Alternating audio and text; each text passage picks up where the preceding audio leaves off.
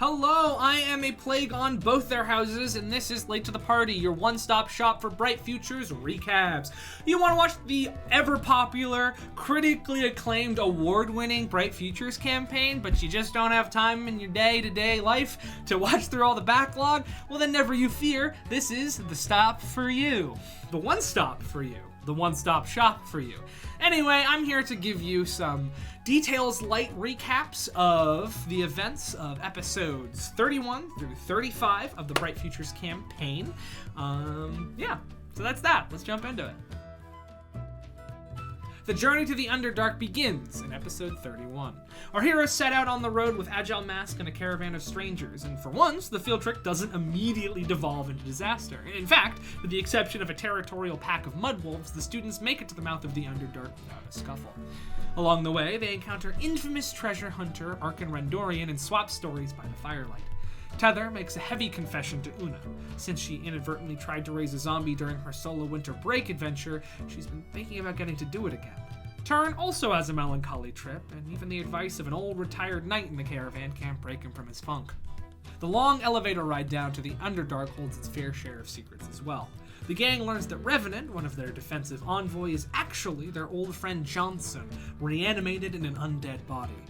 They're on a mission from Sheena to keep everyone safe and warning them of a strange five-pronged symbol that appeared on his body, one that the students had seen before in the tunnels under Hagen's library. Speaking of old friends, Balthazar finally makes himself known again, having been napping for the past month or so.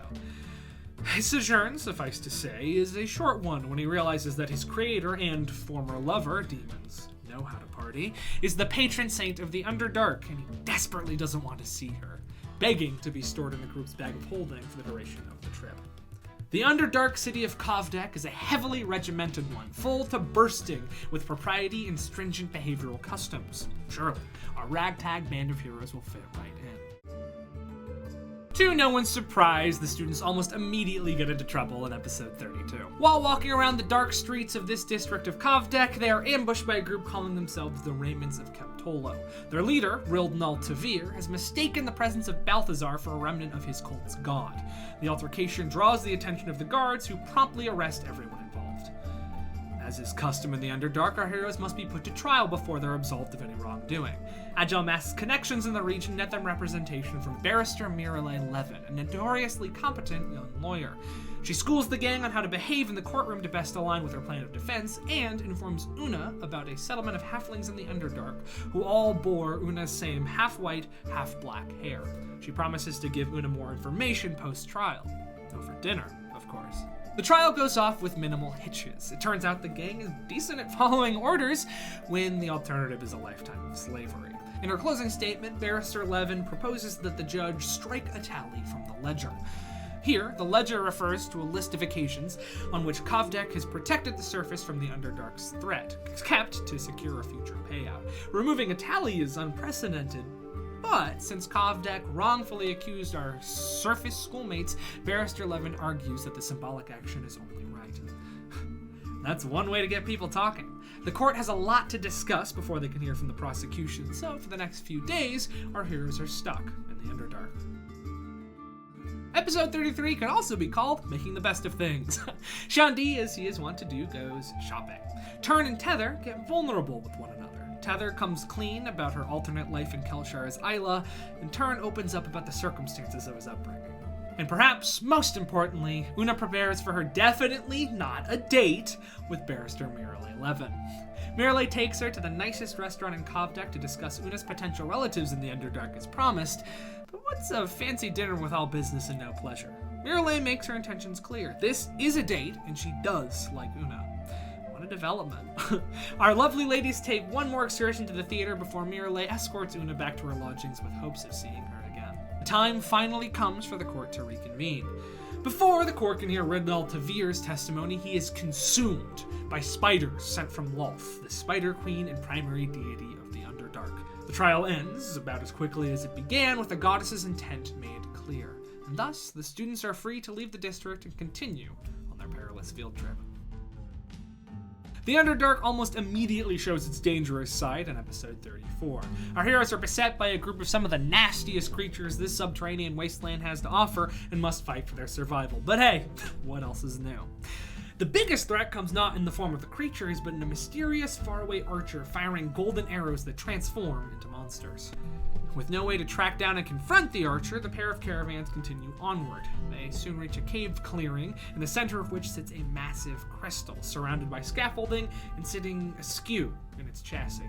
It is but one in an expansive network that helps Kovdak keep track of time in its perpetual darkness. Because the Drow and their party are duty-bound to right these crystals, our heroes accompany one Drow driver up the scaffold, only to discover, wedged in the crystal support frame, a golden arrow. In the blink of an eye, the arrow becomes a massive golden salamander and sends the crystal teetering off the edge. The gang scrambles to defend themselves and stop the crystal's descent. In the process, they defeat the salamander but nearly lose their lives, and one of the wagons is crushed beneath the crystal's weight. There's going to be a lot to talk about when the dust settles. So you might be wondering, what's the deal with this mysterious golden archer hunting the party? Episode 35 has some answers. Rubadarth, the so-called spice merchant traveling with the caravan, is not at all who she claims to be. She is actually Clarissa du Chamonteau, Countess of Salos, and has been traveling undercover for all the good it's done her. She gives the students a brief history lesson. Present-day Salos is ruled by a different family than ruled it at the time of its founding due to a bloody assassination. Recently, someone claiming to be of the original ruling bloodline has made a bid for the throne. Countess du Chamonteau supports the claimant wholeheartedly, an unpopular stance, hence the archer's dogged pursuit. It seems someone must have discovered her secret plans to endorse the supposed heir. Armed with new information, the heroes arrive at the mining district of Kriess, the last settlement before their stint in the Underdark ends. They have a few different goals to accomplish here. Tether goes jewelry shopping. Shandi and Septon interrogate a local about their golden archer problem, learning more about what said archer looks like and what she's after in the process. Una and Turn, meanwhile, take to the bar in search of one Sudi light climber on Miralay Levin's behalf. Miralay wants the group to deliver a package to Sudi. Apparently, they used to date. Sudi turns out to be connected to Una's history in other ways too. She offers to take Una and Turn to an abandoned settlement once inhabited by the Underdark halflings with half-white and half-black hair. After some uneasy exploration, the group stumbles upon a horrific scene. A ritual chamber filled to the brim with elven skeletons surrounding an effigy of Gul'dak, an entity known as the Cloud of Devastation, and the very evil that her ancestors once worshipped. With a horrible psionic cry, the spirits of the sacrifices bid Una to return to him. And that is it for episodes 31 through 35 of the Bright Futures campaign. You are now caught up to episode 35. You can start watching the episodes in full or keep watching more recaps if they exist. I don't know. I can't see the future. In any case, if you want to watch the episodes that I've just talked about or previous episodes or future episodes, you can do so on this here YouTube channel, the very one you are watching right now. If you want to join us live, you can. Every Sunday, most every Sunday, at 6 p.m. Eastern Time, we stream the Bright Futures campaign from this Twitch channel right here. Twitch.tv/Dungeon Party Show. Whoa. We also stream other stuff. If it's not Saturday and we're not streaming D&D, then it's likely that we're streaming a video game. Something. I don't know. Once again, I can't see the future. But feel free to join us. It's a pretty fun time. Until next time, yabba dabba doo. Goodbye.